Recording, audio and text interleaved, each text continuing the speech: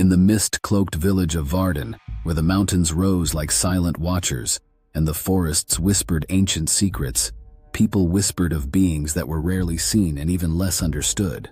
They were called grief collectors. No one spoke of them openly, for fear that merely mentioning their existence would summon them.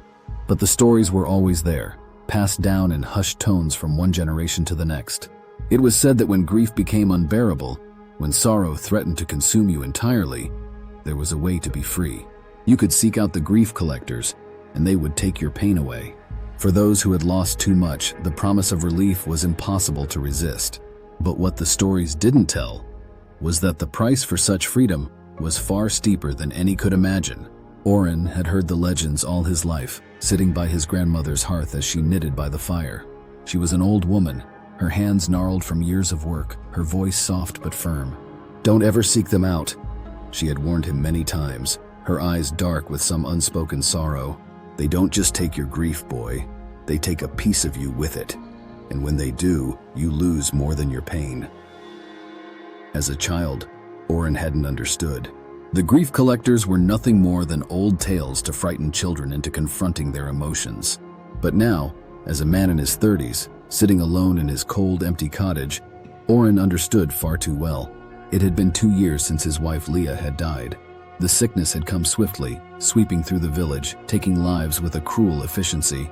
Leah had been among the first to fall. Orren had watched helplessly as the light faded from her eyes, her hand growing cold in his.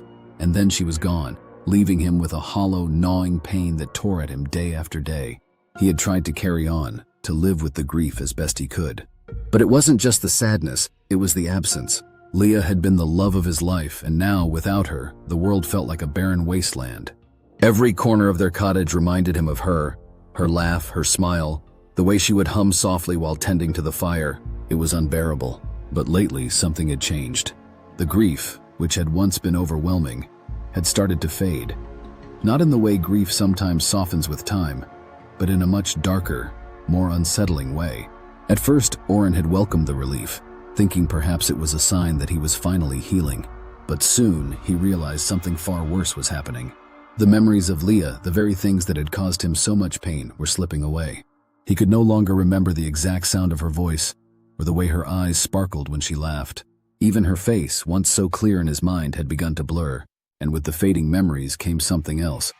A hollow emptiness, a coldness that spread through him like a poison. The more he forgot, the more numb he felt.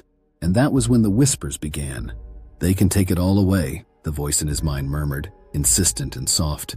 "The pain, the emptiness, they can help you."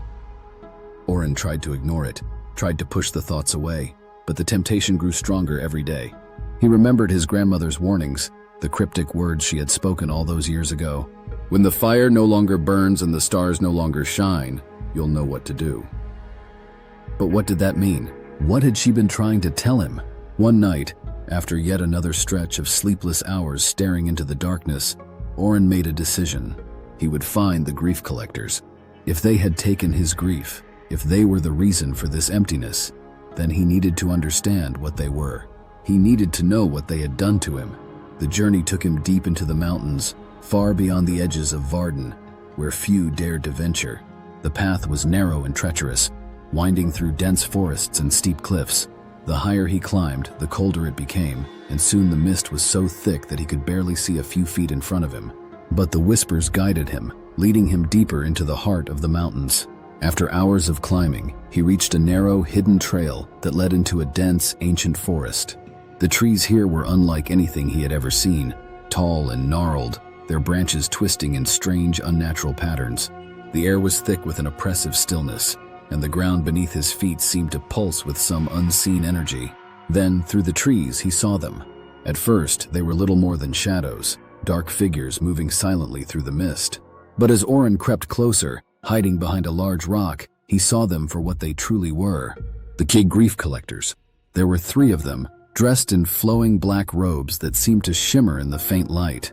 Their faces were hidden beneath deep hoods, and their movements were eerily graceful, almost as if they were gliding above the ground rather than walking.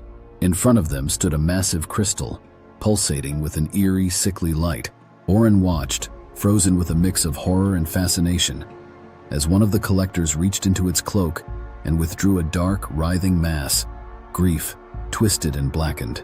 Orren's breath caught in his throat. He had seen something like this before. His grandmother had once described it, in a rare moment of vulnerability, as the essence of loss, the very soul of sorrow, harvested from those who had given it away. The collector pressed the mass into the crystal, and the light flared brighter, casting long, twisting shadows over the forest floor. Then, something even more horrifying happened. From the ground beneath the crystal, a monstrous figure began to rise. Its body was made of smoke and shadow, its eyes burning with a malevolent hunger. It was a demon, drawn from the depths of the earth by the energy within the crystal. As the collectors fed it more grief, the demon grew larger, its form more solid, more real. The ground trembled beneath its weight, and the air itself seemed to darken with its presence. Orren's heart raced. This was what the collectors did. They didn't take grief out of mercy, they fed it to something far worse, a demon. And with each soul they drained, the demon grew stronger. As Orren watched in horror, one of the collectors turned. Its hooded face scanned the forest, its empty, hollow eyes searching. Orren ducked behind the rock, his heart pounding. He could feel its gaze sweep over him, like a cold hand brushing against his skin. He held his breath, willing himself to be still. But it was too late. The collector raised a long, bony hand pointing toward him.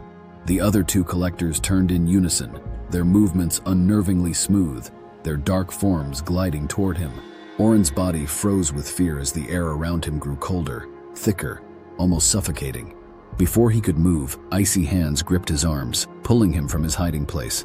They dragged him toward the crystal, their pale faces expressionless, their eyes like empty voids. Orren struggled, but their grip was unbreakable. As they brought him before the pulsating stone, the demon turned its gaze upon him, its eyes burning with an unholy hunger. "Now that you've seen," one of the collectors whispered, its voice like a blade sliding over stone, "you cannot leave." The demon reached out toward him, its massive smoky hand hovering just above Orren's head. He could feel its presence inside his mind, rooting through his thoughts, tearing at his memories. The collectors pressed their cold hands against his temples, and he felt his mind begin to unravel. The memories of Leah, their wedding day, the nights spent by the fire, the warmth of her smile, began to slip away, dissolving into the void. "You don't need them," one of the collectors whispered, its voice low and insidious. "The love, the pain, the memories, let them go. Become nothing." Orren felt his mind fragmenting, the pieces of his identity crumbling away like ash. He was losing her. He was losing everything. And then, through the fog of pain, a memory surfaced. His grandmother. Her voice clear and sharp. "When the fire no longer burns and the stars no longer shine, you'll know what to do." The fire, the stars. Orren's eyes snapped open. He remembered. In a moment of clarity, he reached into his pocket and pulled out a small vial of ash. Ashes from Leah's funeral pyre. His grandmother had given it to him, telling him to keep it close. For when the fire no longer burns. With trembling hands, Orren poured the ashes over the crystal. The reaction was immediate. The crystal let out a high-pitched, keening wail, and the light within it began to flicker. The collectors recoiled, their faces twisting in horror. The demon let out a deafening roar as its smoky form began to dissolve, unraveling as the energy it had consumed was ripped away. "You cannot!" one of the collectors hissed, reaching for him, but Orren acted quickly. He grabbed a burning torch from the ground and plunged it into the crystal. The stone shattered with a deafening crack, and a burst of light exploded outward. The force of the blast knocked Orren to the ground, and for a moment, the world was consumed by white-hot light. When the light faded, the collectors were gone. The crystal lay in ruins, and the demon had vanished, its form dissipating into the air. Orren lay on the ground, gasping for breath. His mind was reeling, but the grief, the pain, the memories, they flooded back in a rush. He could feel Leah again, her warmth, her presence, her love. It hurt, but it was real. He had found his way back.